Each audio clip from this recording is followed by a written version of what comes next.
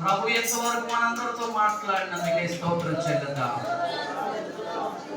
చెబుదాం.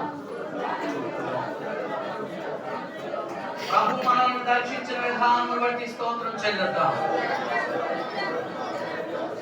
ఆయన మన మధ్యలోనికి దిగి వచ్చే సందర్భాన్ని మనం పోగొట్టుకోకుండా ప్రభు మనకు సహాయం చేయనట్లుగా స్తోత్రం చెల్లిద్దాం.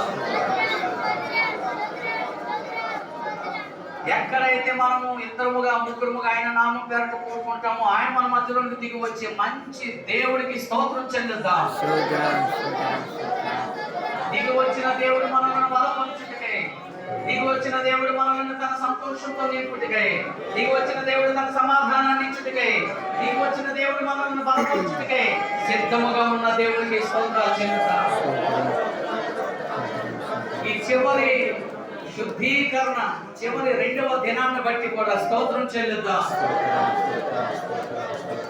చివరి లాస్ట్ దినాన్ని కూడా ప్రభు మన మధ్యలో ఉండి మనల్ని శుద్ధీకరించినట్లుగా స్తోత్రం చెల్లిద్దాం.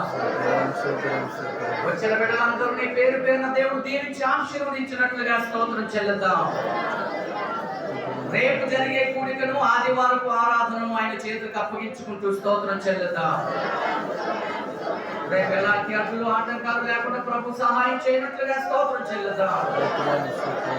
తండ్రి కుమార పరిశుద్ధాత్మ దేవుడికి స్తోత్రం చెల్లిద్దాం. ఆయన రాకడకు రాజ్యానికి సిద్ధపరుస్తున్నట్లు ఏక దేవుడికి స్తోత్రం చెల్లిద్దాం.